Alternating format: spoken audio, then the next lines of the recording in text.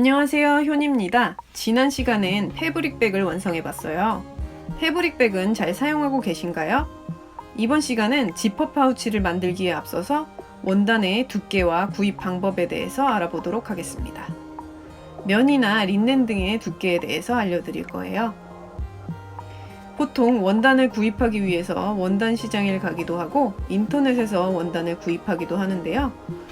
원단 시장에서는 직접 내가 원하는 원단을 눈으로 보고 손으로 만져보고 구입을 하기 때문에 원하는 두께의 원단을 구입을 할 수가 있어요. 그런데 사실 이것도 쉬운 건 아니죠. 어떤 원단 가게들은 소매들을 상대해주지 않기도 하거든요. 인터넷에서 원단을 구입할 때는 만져볼 수가 없기 때문에 두께에 대한 정보를 알아볼 수 있어야 해요. 자, 이렇게 원단 사이트에 들어가서 원단을 한번 볼게요.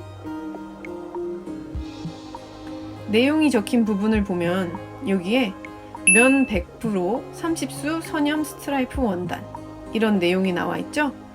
30수라고 적혀 있는 부분이 두께를 나타내는 정보의 부분입니다. 자, 30수는 보통 여름용 원단이고요. 아주 흔하게 잠옷 등을 만들기도 하고 침구류 등을 만들기도 하고 여러 가지 용도로 사용하는 원단입니다.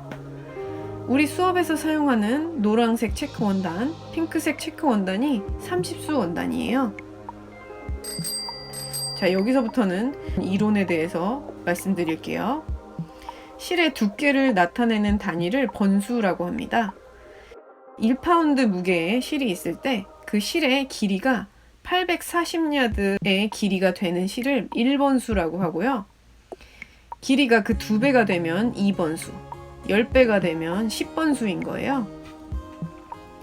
같은 1파운드로 실을 만들 때 수가 높아질수록 실이 더 가늘어지겠죠? 실이 가늘어지면 원단도 얇아집니다. 실이 굵어지면 원단도 두꺼워지고요.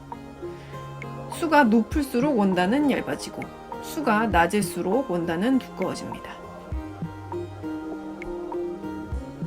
10수 원단은 캔버스 원단 정도의 두께예요. 20수 원단은 옥스포드 원단이나 그것보다 살짝 얇은 원단 정도의 두께고요. 30수, 40수 원단은 침구류나 잠옷 등을 많이 만드는 원단 정도의 두께예요. 60수 원단은 얇고 하늘하늘 비치기도 하는 원단 정도의 두께입니다. 사실 이렇게 딱딱 정해놓고 말하기는 어려워요. 잠옷이나 침구류도 두꺼운 원단으로 만들기도 하잖아요. 그래서 이 수업을 들으시는 분들에게 그래도 어느 정도 정확하게 알려드릴 수 있는 부분은 수업에서 사용하는 원단이 몇 수 정도 되는지를 말씀드리는 거예요. 직접 만들어 본 원단의 두께를 알고 계시면 그래도 좀 감이 오시겠죠? 원단이 품절이 돼서 바뀌게 되면 의미가 없겠지만 같은 원단이라면 참고를 해서 보세요. 패브릭백에 사용한 이 회색 스트라이프 원단은 10수 원단입니다. 캔버스 원단이고요. 10수인데 3합 곱하기 3합으로 10수 원단 중에서도 두꺼운 축에 속하는 원단입니다. 같은 10수 원단이라도 이것보다 얇은 것들도 많아요. 자세하게 설명하기에는 복잡하고 어렵고 10수라고 하면 캔버스 원단 정도의 두꺼운 원단이구나 라고 생각하시면 되고요. 스트링 파우치에 사용한 검정색 스트라이프 원단, 안감으로 사용하는 연보라색 원단, 모자에 들어가는 이 원단들은 20수 원단입니다. 캔버스 원단보다는 확실히 얇죠? 옥스포드 원단도 많이 들어보셨을 텐데 옥스포드 원단은 20수예요. 수업에서 사용하는 20수 원단들보다는 조금 더 톡톡한 느낌입니다. 조금 더 두껍다고 하기도 하고 좀 더 얇다고 하기도 하고 되게 어렵죠? 그래도 자주 구입을 하다 보면 어느 정도 감이 옵니다.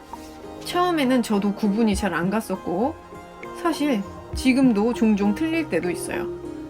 이게 30수라고 이게 20수라고 이렇게 조금 의문이 들 때도 있고요. 그래서 이 두께에 대한 정보는 그냥 어느 정도만 알고 계시면 돼요.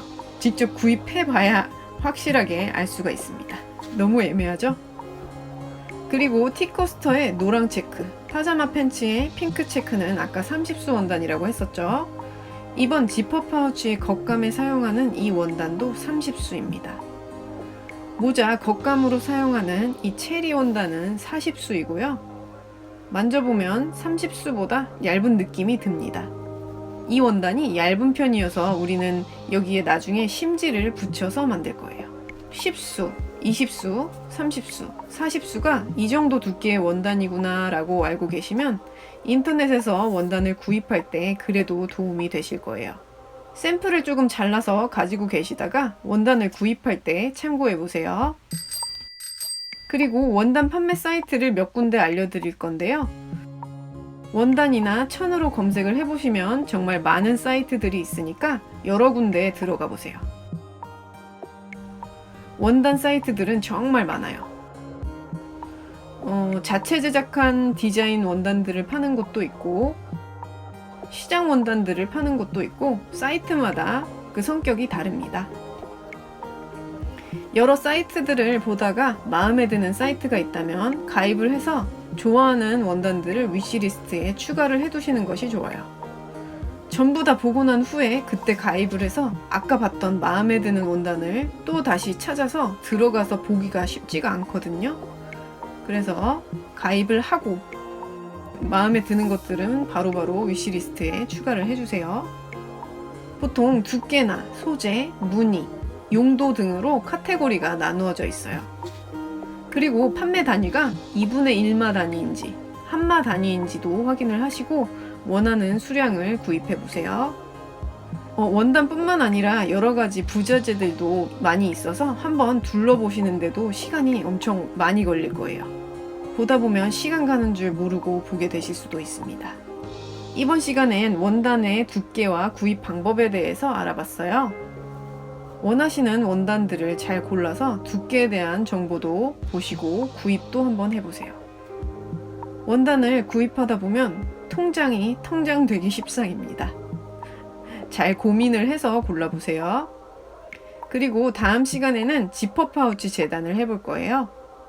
그럼 다음 시간에 만나요. 구독과 좋아요는 사랑입니다. 다음 영상에서 만나요. 안녕.